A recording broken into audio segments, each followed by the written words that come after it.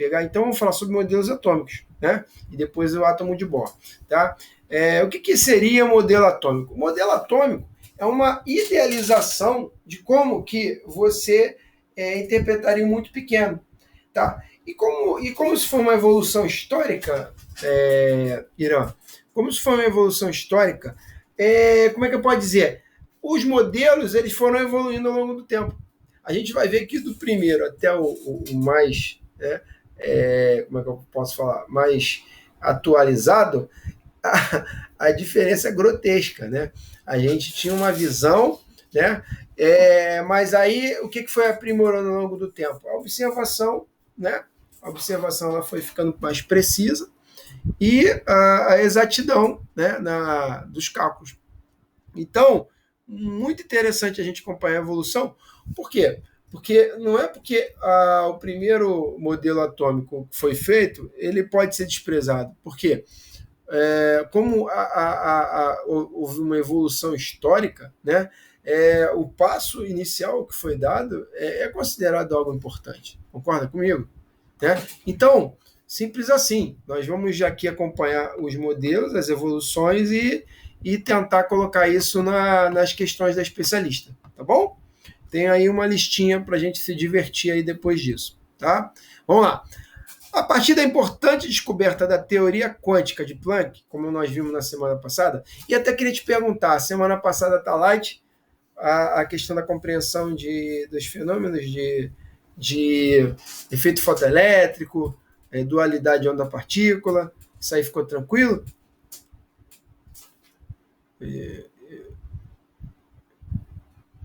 Ficou tranquilo? Deu de boa? Ou tu quer fazer uns exercícios também de efeito fotoelétrico a mais? Que aí a gente também pode fazer isso aí, tá? Depois a gente vai ver aí com calma. Por intermédio do efeito fotoelétrico, a física moderna adquiria mais aceitação no meio acadêmico e quebrava um paradigma de 3 séculos da chamada física clássica. Que momento é esse aqui que ele está falando, né? Foi quando, em 1900, né, um físico chamado Max Planck fez a teoria da quantização, né, dos fótons, do quanta, né? E aí ele elaborou o tal do NHF, né? Ok? Quando isso foi descoberto, um novo campo da física se abriu, tá? Rompendo com a física de 300 anos atrás, né? A física newtoniana, lá dos anos 1600, né?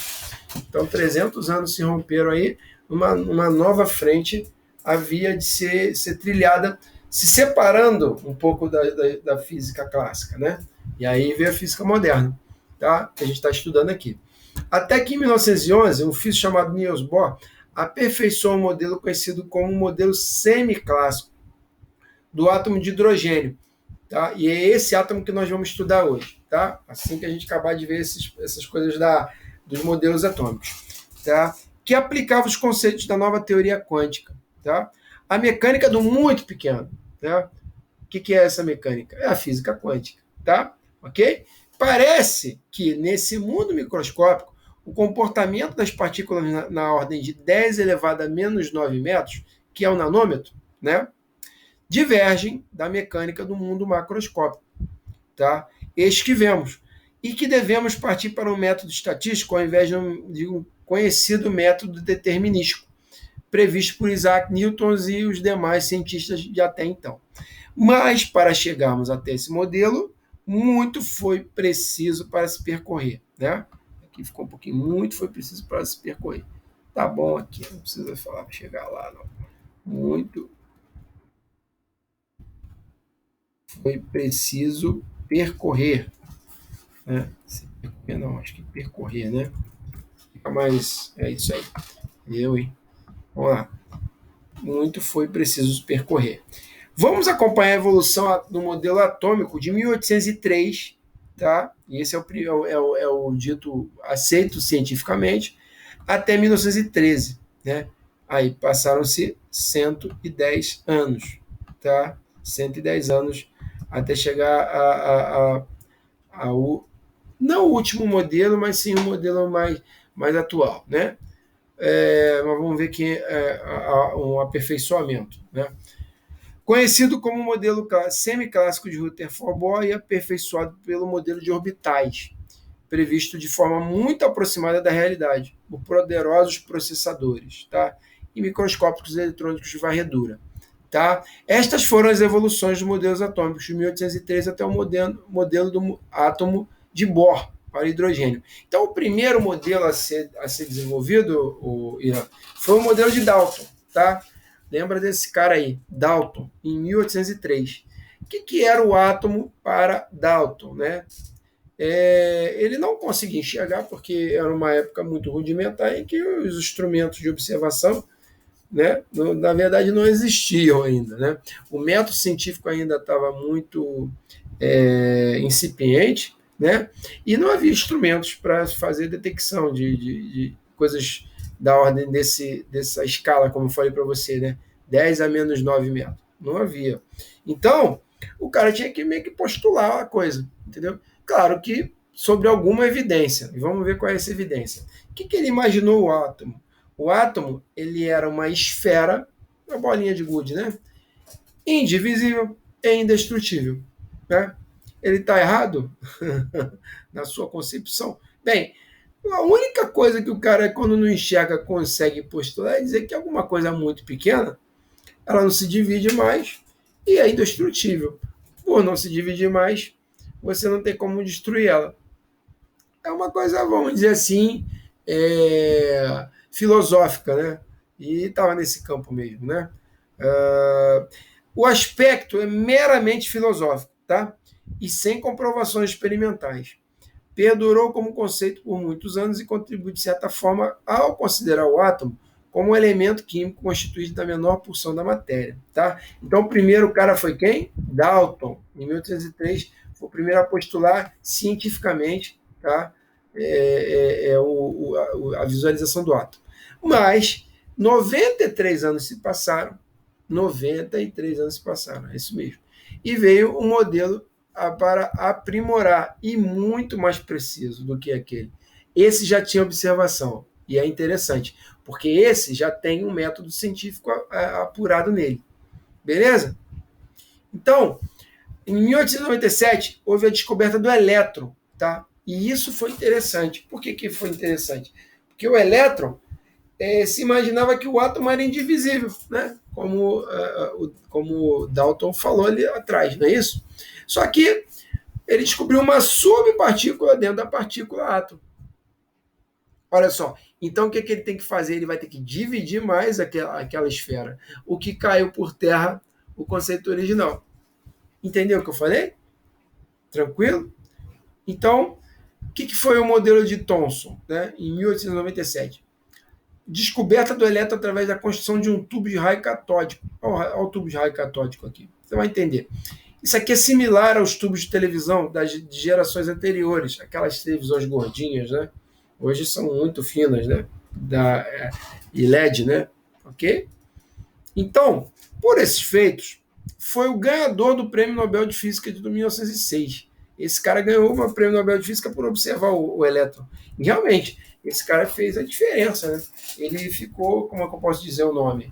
Ele ficou nos anais da história, né? Como o cara que descobriu o elétron, né? Que detectou, na verdade, né? Não descobriu, né? Mas detectou o elétron. Essa seria uma palavra mais adequada. Detectou o elétron. Beleza? Aí, ele fez um modelo que ele chamou de pudim de passas. Tá? Por que pudim de passas? Vamos lá. Onde o elétron era uma passa numa pasta branca de prótons. Então, imagina um pudim, né? Ou até mesmo um manjar. Saca manjar? É aquela coisa branca com umas uvas passas em volta e um caldinho, não é isso? Manjar não é isso? Então, imagina que essas uvas passas elas sejam o elétron, que está mergulhado numa pasta branca de quê? De prótons. Tá? Então, ele admitiu que o elétron era uma partícula, só que ele falou que para que aquilo ali tivesse mergulhado numa região, teria que ter uma outra partícula. E aí sim, a coisa começou a tomar um formato muito interessante. Tá? Então, o elétron era uma massa numa parte de prótons, de forma que a carga elétrica total era nula. E isso também ele acertou, tá? Isso também ele acertou. A carga total elétrica num átomo neutro é nula, não é verdade? Então, a descoberta envolveu também a razão carga-massa, né, das partículas constituintes do átomo. Então, essa descoberta envolveu pô, de novo, descoberta? Não. Esse texto aqui. Tá? Ó, a descoberta envolveu a.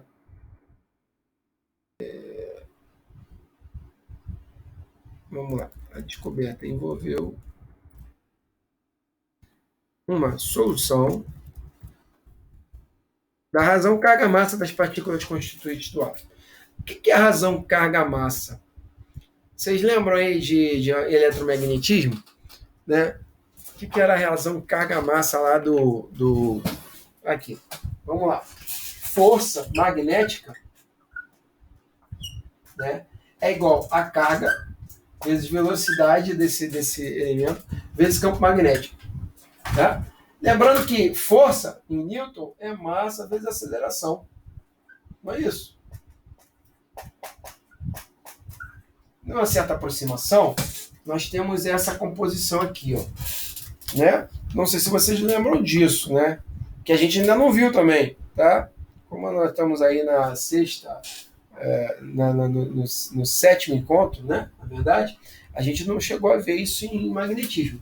Mas dos cursos anteriores, força magnética é igual ao produto da carga vezes a velocidade desse elétron multiplicado pelo campo magnético, tá? E se a gente pegar esse cara aqui e jogar para o outro lado, você vai ficar Q sobre M é igual a A dividido por VB.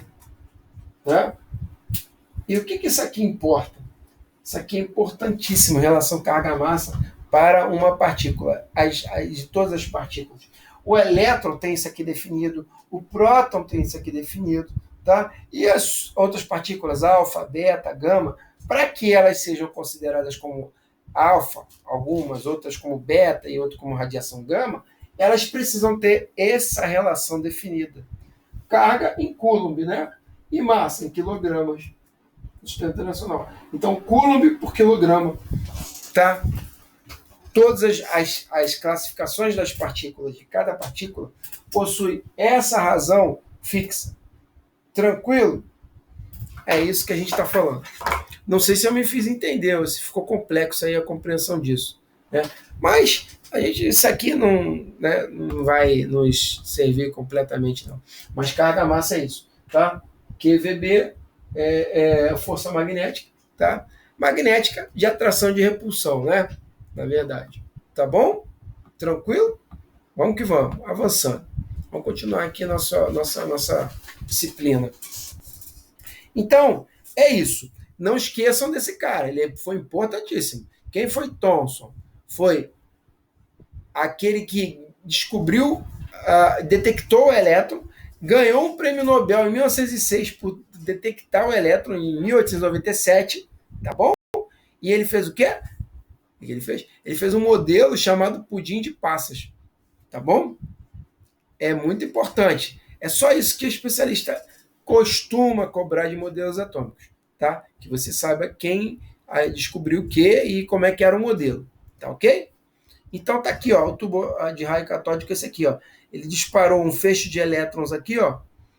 Né? A princípio, como o cara detectou e descobriu, ele primeiramente não sabia o que se estava tratando, né? E aí ele fez essa relação carga-massa, tá bom? Então foi assim, excepcional, né? A evolução de 93 anos depois, né? Como é que isso aí já tomou uma forma legal, né?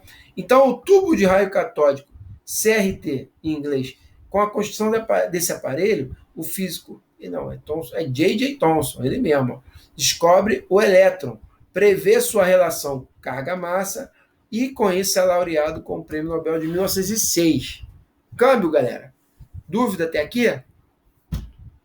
Acredito que não, né? Qual foi a terceira evolução do átomo, né? Foi o modelo de Rutherford, tá? Nós vamos ver como é que esse cara também, ele foi um divisor de águas também. Ele pegou essa, aí, pô, foi uma sensação, né? descobrir o elétron foi uma sensação, porque ele fazia, né, muitas coisas interessantes, infinitas possibilidades. E Rutherford, né, como não é bobo, ele viu que aquilo ali tinha cargas, né, valores opostos uns aos outros, né? Do elétron tinha um valor, né? E o próton tinha um valor contrário, né? Ok? E cargas de nomes contrários, elas fazem o que entre si? Elas se atraem, não é isso? Mesmo nome se repelem. Então, com tudo isso que ele agregou, ele deu mais um plus. O que Rutherford fez em 1911? Ó, lembrando, aqui em 1803, 97 anos depois, em 1897, descobriu-se com o modelo de Thomson-Electron. Depois, passaram-se mais quantos anos? De 1897 a 1911. Mais 14 anos. Como é que a evolução era lenta, né? A evolução das descobertas eram lentas, né? Mas elas estão cada vez ficando menores. Estão percebendo? O range está ficando menor. De 1803 a 1897 foram 94 anos, não é isso? Depois, de 1897 a 1911, que aí já estava fervilhando o negócio, a física moderna já existia, já tinha nascido, foram quantos anos? 14 anos. Correto? Até aí tudo bem? E aí, Rutherford, né, ele fez um experimento conhecido como experimento de Rutherford, né, previu as evidências experimentais que o átomo é formado por uma região muito pequena, onde está situado o seu núcleo, tá? Composto por prótons e nêutrons. E no seu entorno, conhecido largamente como modelo planetário. E aí, essa visão que a gente tem hoje do átomo bem simplista, né? Que é aquele negócio girando em torno de um núcleo central, certo? Se é que vocês me entendem, né? A visão que a gente tem hoje do átomo, né? Muito hoje, como é que pode dizer, muito consagrada, né? Foi esse cara que previu, tá? Mas como é que ele descobriu isso? Ele descobriu isso observando. Isso é legal. Como é que se observa um muito pequeno, professor? Tem que ter uma técnica, não é verdade? E ele tinha. Então, tal modelo apresenta muitas inconsistências, tá? Na realidade do que a gente hoje conhece, muito mais aprimorado e aperfeiçoado. Né? Eu diria um modelo quase ideal, hoje que nós temos, mas com um possível colapso de órbitas aceleradas com o núcleo, o que não ocorre. O que significa isso? Ele previa de forma clássica. E a previsão de forma clássica daria problema. Por quê? A energia, à medida que aquilo fosse girando, o elétron fosse girando em torno do núcleo, ele ia perdendo energia. E à medida que ele ia perdendo energia, o que acontecia com o elétron? Ele ia se aproximando do núcleo. E perdendo energia, vai diminuindo a rota até se colidir com o núcleo. Isso, na verdade, não ocorre. Né?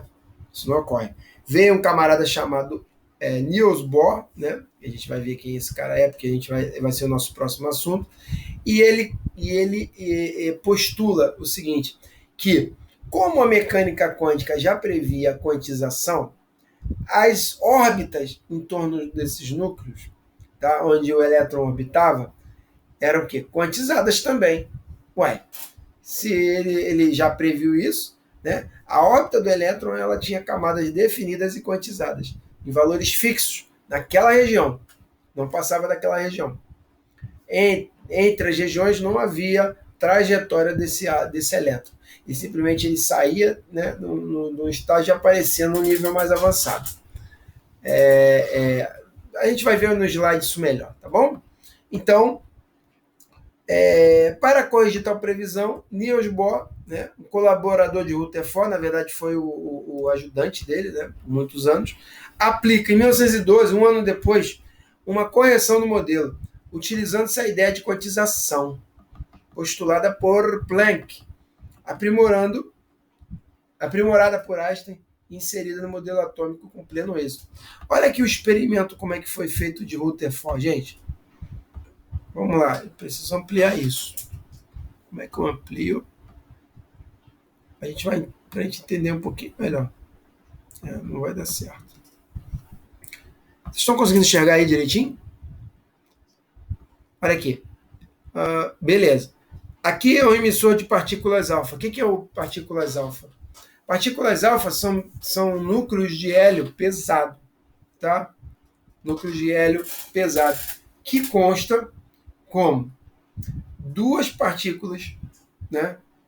Duas partículas, cada uma com dois elétrons e dois prótons. Tá? Se a gente for olhar na tabela periódica o hélio, a gente vai ver que ele é o Z igual a 2, não é isso? É o hidrogênio, depois lá na 8A, vamos puxar aqui pelo computador só para vocês entenderem, o núcleo de hélio pesado é a partícula alfa, se eu queria mostrar para vocês, vamos lá, núcleo de hélio pesado, seria partículas, na verdade quero mostrar a tabela periódica para vocês. A princípio. Isso, garoto. A imagenzinha a gente pode ver aqui, ó. Vamos pegar uma dessa aqui, uma grandona dessa aqui. Ótimo. Aqui. Cadê você? Oh, ficou pequeno ainda, hein?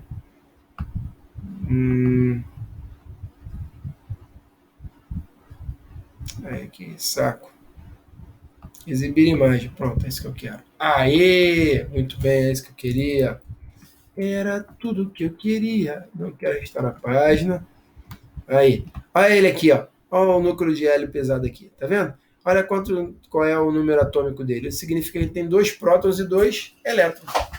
Show de bola? Esse é o núcleo pesado de hélio. Tá? Tá aqui, ó. Z igual a 2. Muito bem. Ele disparou esse negócio. Aonde? Ele disparou isso aqui numa chapa, um suporte metálico. Tá?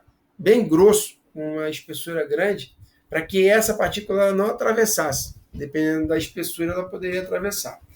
Aí, olha que interessante. Ele disparou esse raio aqui, que eu falei para vocês, ó, de partícula alfa, numa camada fina de ouro, bem fininha. Olha que interessante. Quando ele botava uma chapa fotográfica com um material sensível à detecção desses elétrons, dessas partículas, né, de hélio pesado, ele via ela espalhada em várias regiões. Vocês estão vendo aqui? Muitas regiões. Ia para tudo quanto é lado. Por que isso acontecia? Bem, boa parte ia direto na chapa. E aí era detectado. Mas algumas eram espalhadas em volta. E como resolver isso? O cara só poderia entender o seguinte: como o núcleo de hélio pesado ele tem próton, né? Quando ele vinha e passava pela camada de ouro, ele encontrava um buracão. Por que ele encontrava um buracão? Porque ele é uma partícula pequenininha. E o ouro, né, ela já é grandona, né? E aí ela tinha vários buracos. Então ela passava com facilidade por esse buraco. Mas tinha uma bela hora que uma partícula alfa ela ia de encontro exato com o núcleo. E aí, ó, partícula alfa positiva com positivo, né? Que acontece quando você tem partículas de sinais iguais? O que acontece com essa situação? Elas se repelem, não é isso? E aí ela se repelia, ao invés dela seguir direto, ela dobrava. Aí ela fazia uma angulação e mudava a direção. Quando ela mudava a direção, ela vinha para cá, entendeu? Diferia da onde ela deveria seguir reto. Então, foi assim que Rutherford previu que no núcleo tinha um elemento de mesmo sinal, né, da partícula, mas a maior parte era um vão, onde aquilo passava com facilidade, tá? E batia lá na linha reta. Entenderam isso? Espero que eu tenha explicado bem. E aí, ó, foi isso aqui, ó, que Rutherford imaginou, que era disparada aqui as partículas alfa em várias regiões, era banhado por isso aqui, né? Aí ela passava, ó, olha a região grande aqui, é como se fosse um goleiro num gol grande, né? É uma bola, né, de futebol num gol grande, vamos dizer assim. Mas, ó, quem fosse seguir essa direção aqui, encontrava o mesmo nome, e aí repelia para cá, ó, ou para lá, mudava a direção. né? Se chocava, na verdade. Na verdade, não haveria um choque, mas sim uma repulsão e mudança de direção. Tá ok? E aí, com isso, ele construiu o modelo planetário que a gente conhece hoje. Um núcleo composto de prótons e nêutrons e orbitando elétrons em volta. O elétron que já tinha sido descoberto pelo cara anterior. Como é que era o nome dele mesmo? Antes do Rutherford? J. Thomson, né? Que ganhou o quê? O prêmio Nobel de 1906. Beleza? Então, esse era o modelo planetário de Rutherford, amplamente divulgado como um ícone da ciência moderna em todas as simbologias, porém cercado de inconsistências teóricas, aperfeiçoadas pelo colaborador de Rutherford, o dinamarquês Niels Bohr. E quem era esse cara? Aí depois veio um aprimoramento desse modelo, em que Bohr fez algumas correções. Beleza? E aí o modelo deixou de ser modelo de Rutherford para ser o modelo de Rutherford-Bohr. Ou seja, esse cara descobriu bastante coisa, bolou isso aqui tudo, mas aí Bohr deu uma corrigida, uma aprimorada, usando a mecânica quântica, que já tinha sido descoberta há 11 anos atrás. E Einstein tinha também desenvolvido em 1905, ou seja, 6 anos antes. Quer dizer, o negócio estava uma profusão, né? E bem mais rápido, né? Como eu falei para vocês, né? À medida que ia evoluindo, as descobertas eram mais, né? As descobertas elas eram enunciadas de forma bem mais breve, né? E aí, 2 anos depois do modelo de 1911 de Rutherford, veio o de Rutherford-Bohr. O que é esse cara aqui? Bohr, ao se tornar colaborador de Rutherford em Manchester, na Inglaterra, aprimora o modelo do seu professor. Fez o quê? Aplicou a ideia de quantização de energia em níveis eletrônicos, para justamente evitar aquela coisa de, né, espirar lá, perdendo energia, até que o elétron se colidisse com o núcleo, que estava com o próton. Né? Isso não acontecia. E aí ele fez o quê? Quantizações, níveis de energia, né? Que é o que a gente também estuda aí até hoje, né? Em química principalmente, né? Então, para corrigir a questão da instabilidade do elétron, incorpora o conceito de quantização de energia em estados estacionários. O que é estado estacionário? Aquilo ali vai ficar orbitando naquela região e dali não sai. Quando ele forma uma esfera daquilo, ele fica ali indefinidamente. Até que ele ganha energia ou perca energia. Da quantidade o quê? De quanta de cada nível. Que é quantizado pelo valor de quê? NHF. Beleza? Acho que eu tô precisando explicar isso melhor. Eu sinto essa necessidade. Mas nós estamos evoluindo, fica tranquilo. Então, aí o que Bohr postulou? O elétron pode ocupar determinadas órbitas circulares sem irradiar energia. Isso ele tinha que corrigir. Né? Em situação estável, conhecida como estado estacionário. Tá? E aí eu vou explicar isso melhor para vocês a partir de então. Fica tranquilo que isso aqui eu vou aprimorar. Todas as órbitas estacionárias possíveis são tais que o momento angular do elétron é múltiplo de um valor fundamental. E que valor é esse? Vou mostrar. Quando o elétron muda de um estado estacionário para o outro, de energia diferente, há em correspondência a emissão ou a absorção do fóton, cuja frequência obtém-se da expressão. Então, olha que interessante. O elétron que está orbitando ali, ele pode receber um fóton de fora, que é uma radiação, que é pacote de energia, né? E absorver aquilo.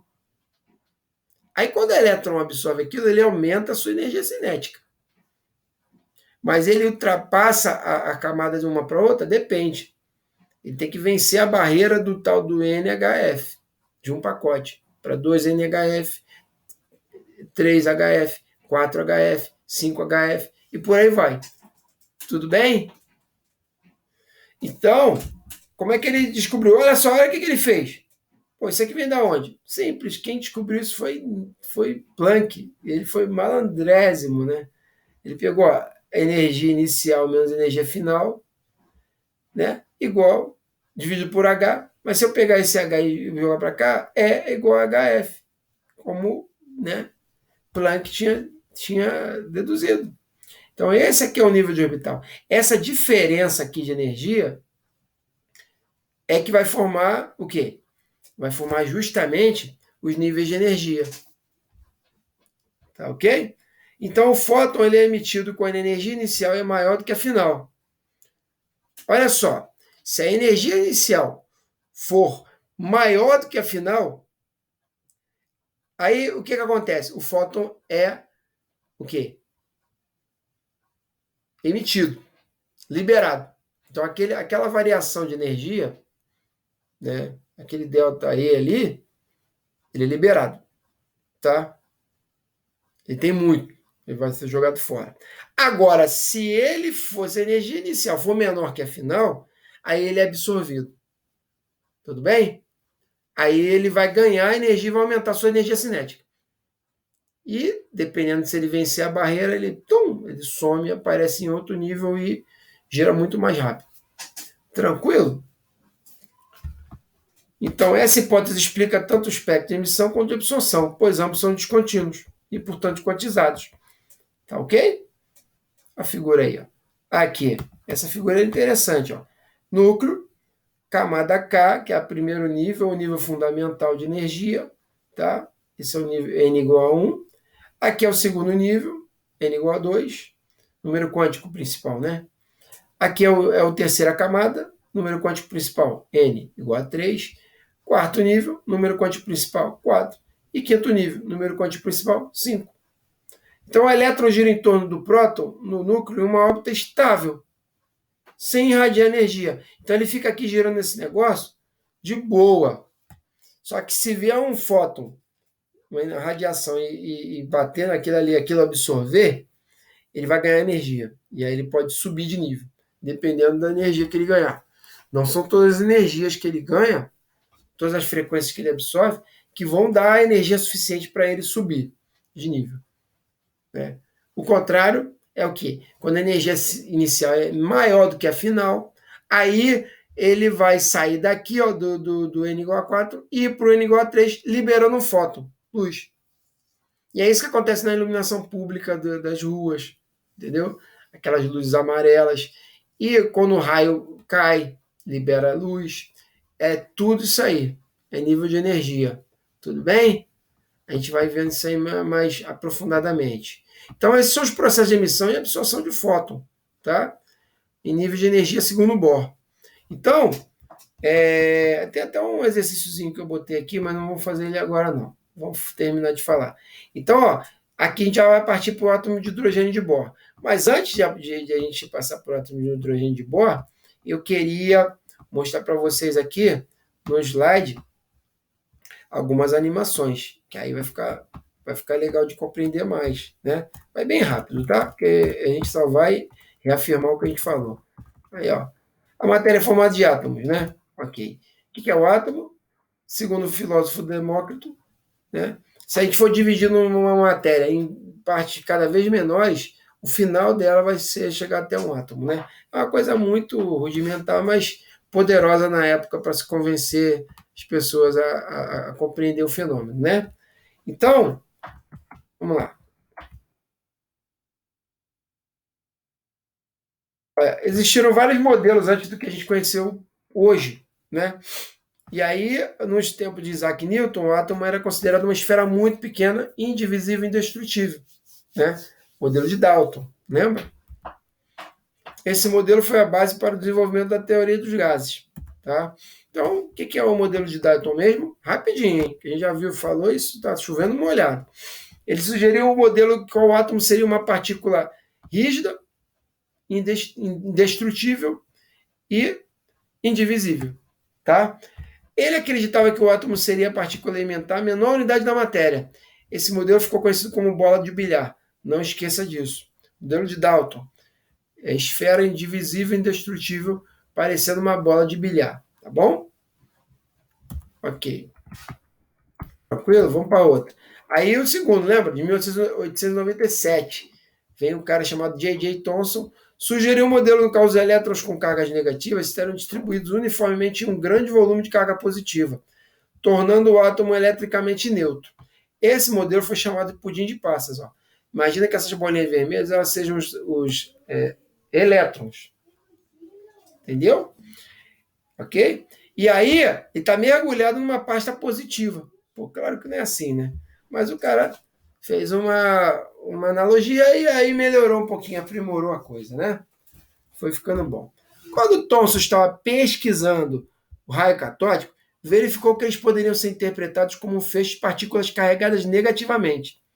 Tá? A essas partículas ele chamou de elétrons. E o cara descobriu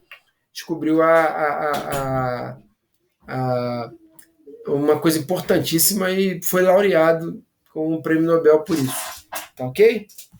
Tranquilo? Então, o terceiro modelo. Segundo, né? Primeiro é o quê? Dalton. Depois veio Thomson, né? J.J. Thomson. E aí, quando o Thomson estava pesquisando raios catódicos, verificou que eles poderiam ser interpretados sendo um feixe de partículas carregadas negativamente. Tá? Aí Rutherford pegou parte desse conceito, pô, brilhante, o cara é brilhante. E aí fez aquela experiência da fina camada de ouro. Né? Ele bombardeou. O que ele fez? O modelo atômico de Rutherford é baseado no resultado da experiência que ele e seus colaboradores realizaram. Qual foi essa experiência? Esta consistia no bombardeamento de uma lâmina finíssima de ouro com partículas alfa, como eu já falei para vocês, que possuíam cargas positivas. Rutherford e seus colaboradores verificaram que apenas uma partícula alfa das 10.000 emitidas sofria desvio. Então, 10.000 partículas eram emitidas, uma sofria desvio. Concluíram, então, que o raio do átomo era 10.000 vezes maior que o raio do núcleo. Né? Lógico, de uma forma lógica. Difícil entender isso, pessoal? Tranquilo? E aí, quando ele fez isso, ele imaginou, então, que no modelo de Rutherford, ele admite os elétrons gravitando em torno do núcleo. Ok? Deixa eu só dar uma paradinha aqui. Então, olha só. Enfim, vamos lá, continuando. Então, aí, ó, o que ele imaginou? Aqui, galera, ó, quando havia o desvio, era porque a partícula alfa vinha exatamente aqui, nessa região, imagina, 1840 vezes maior, tá? Vinha exatamente aqui. E aí, e aí, o que acontecia? Ela desviava justamente quando era disparado nessa direção. Mas nas outras não. Passava 10.000 feixes, um desviava. Tá bom? Beleza? Então o núcleo era constituído por prótons de carga positiva e nêutrons. Os elétrons de carga negativa giravam em volta do núcleo, ocupando uma grande região conhecida como eletrosfera. Esse modelo era chamado planetário. Tá bom? Então vamos lá. Vamos fazendo aqui as analogias. Modelo de Dalton, o que era? Esfera indestrutível e indivisível, né? Primeiro modelo, 1803. 1897 veio o modelo de J.J. Thomson, que era o quê? Qual era? Pudim de passas, não é isso? Pudim de passas, que o elétron era uma passa envolta num pudim de carga positiva, né? Ok? O terceiro foi agora, que a gente acabou de falar, não é isso? Modelo planetário de quem? De J.J. Thomson. Então, quem adivinhou o primeiro modelo planetário foi Thomson, tá bom? E aí, por que o modelo é chamado planetário? Aqui, ó. Devido à sua semelhança com o nosso sistema solar. Né? Aqui seriam os elétrons, ó, e aqui o núcleo. Não é parecido? Tem uma analogia, né? E as suas camadas, que seriam os níveis de energia, tá vendo? Que a gente chama isso aqui de quantização. Então a natureza deu o bizu pra gente, né? Vamos dizer assim. Mas havia um problema com o modelo de Rutherford. Qual é? Vamos lá. De acordo com a teoria eletromagnética, os elétrons, ao girar em torno do núcleo, emitem continuamente energia, já que se trata de uma carga em movimento acelerado. Com a perda de energia, os elétrons se aproximam gradualmente do núcleo, numa trajetória espiral, até se chocarem com ele, acarretando um colapso da matéria. Não é isso que a gente percebe, né, ao longo do tempo. Então, veio o Bohr e solucionou esses equívocos, soltando alguns postulados. Qual foi o primeiro postulado? Um elétron e um átomo se movem em órbita circular em torno do núcleo, sob influência da atração coulombiana entre o elétron e o núcleo, obedecendo às leis da mecânica clássica. Aí, o que é a lei de Coulomb? Lembra? Se duas cargas estão a uma distância d, então a força de atração, que são nomes contrários, ou de repulsão de mesmo nome, se dá com o produto das cargas dividido pelo quadrado da distância entre elas, né? E aí entra um fator que é uma constante K. Né? Isso aqui a gente já vê muito em lei de Coulomb, não é isso? Da eletricidade. É o primeiro assunto que a gente fala de eletromagnetismo. Não é isso? Beleza? E aí, quando ele falou isso, ele deu um outro postulado. Qual foi? Em vez da infinidade de órbitas que seriam possíveis, um elétron só se pode mover em uma órbita no qual seu momento angular orbital L é um múltiplo inteiro da constante de Planck dividido por 2π. Eita, como é que é isso? O que é momento angular, para começar a história? O que é momento? É a tendência de giro. Tá? Tendência de giro. E a tendência de giro que tinha uma quantização. L era igual a um múltiplo inteiro de H, né, dividido por 2π. Tá bom? Então, as órbitas aqui elas tinham regiões proibidas e permitidas. Então, ele só trafegava na região permitida. Como se fosse uma linha de trem, né? O trem ele vai exatamente como contorna a linha. Né?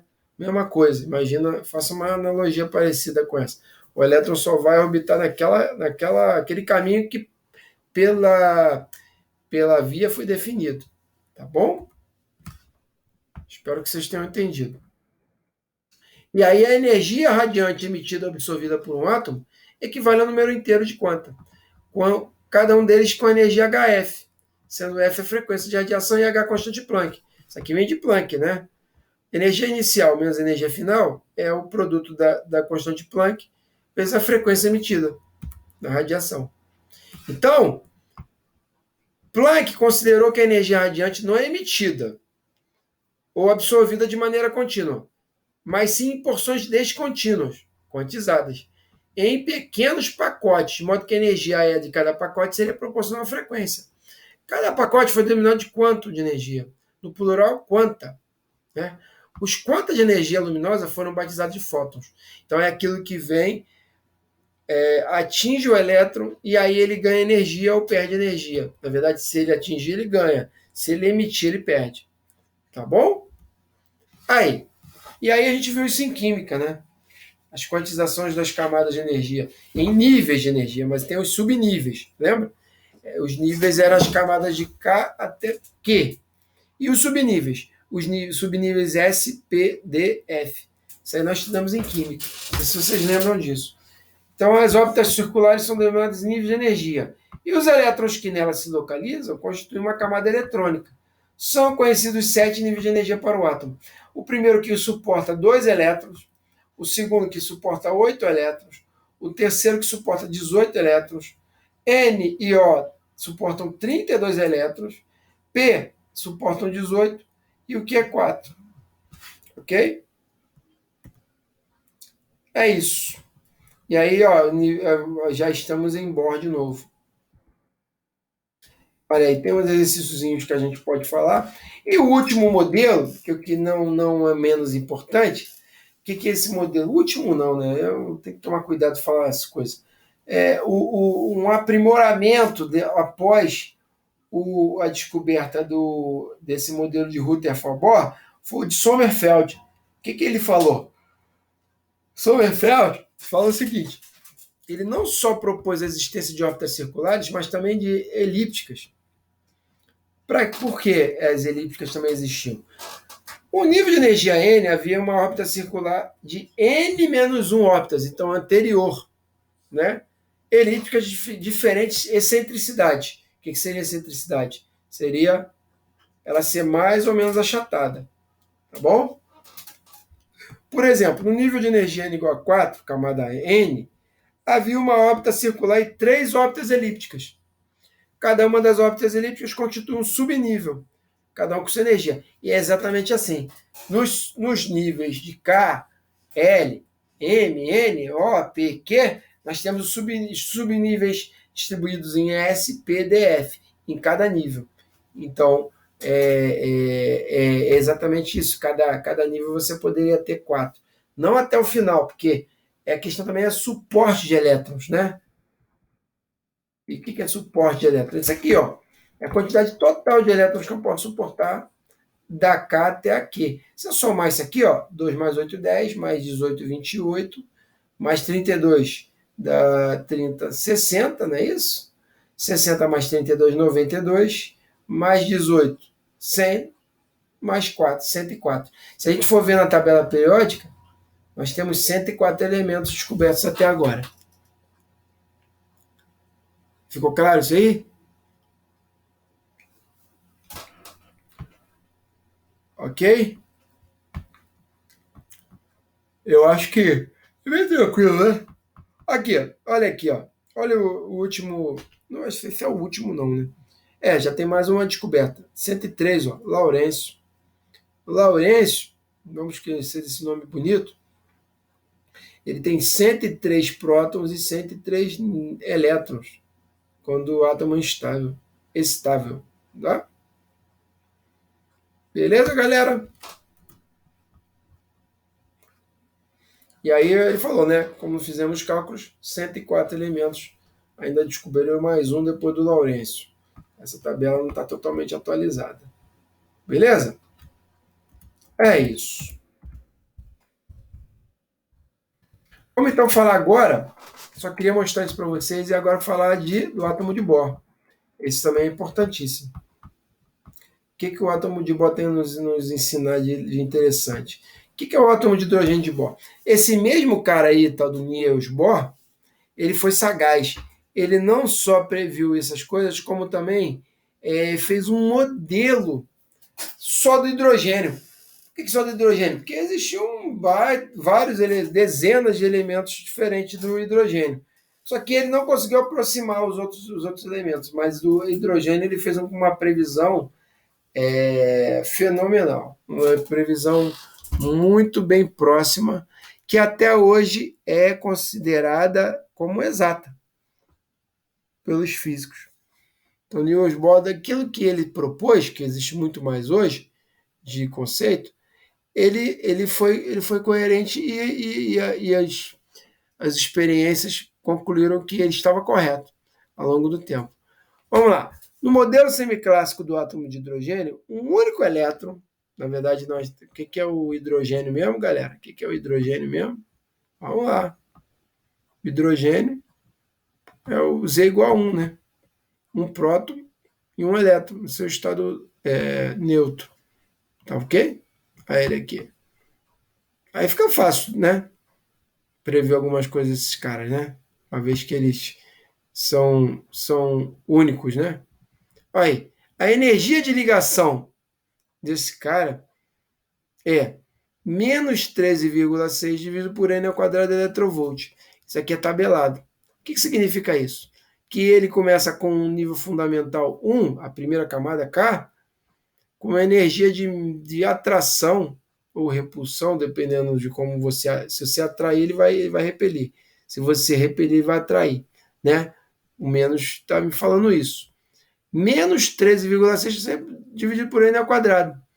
Mas aí eu te pergunto, professor, se só tem um elétron, não tem só uma camada e fica só menos 13,6 dividido por 1 ao quadrado, que dá menos 13,6? Aí não. Aí você se engana. Esse elétron, que está na camada fundamental girando lá sozinho, ele pode absorver fótons. E aí ele pode saltar para regiões que não têm elétron, mas também elas existem, estão lá, esperando ele chegar. Ficou claro isso? Não sei se eu consegui me explicar, me traduzir bem. Então, o átomo de hidrogênio tem a camada K, L, M, N, O, P, Q. Ele tem. Vai depender, o elétron que está lá sozinho orbitando vai depender de receber a energia suficiente para saltar e ir para níveis maiores. Mas se ele continuar no nível fundamental, ninguém vai perceber que existe camada de nada. Tá bom? Então, nessa expressão, a energia EN é calculada em eletronvolt. Tá? Já cai diretamente em eletronvolt, não em joules. Tá? Esse cálculo aqui cai em eletronvolt, não em joules. Está fora do sistema internacional, então, né? Então, e é chamado de número quântico. Tá? O N é chamado de número quântico principal e assume valores naturais. Quando o N tende para o infinito, ou seja, ele for se afastando, né, e avançando as camadas, e aí ele vai tender ao infinito, a energia tende a zero, porque ele se desprende. Como ele é quantizado, ele fica em 7 órbitas. Aí tem 8 órbitas? Não. Quando ele ultrapassa 7 órbitas, ele se desliga e se rompe e vai embora. Tá ok? O elétron.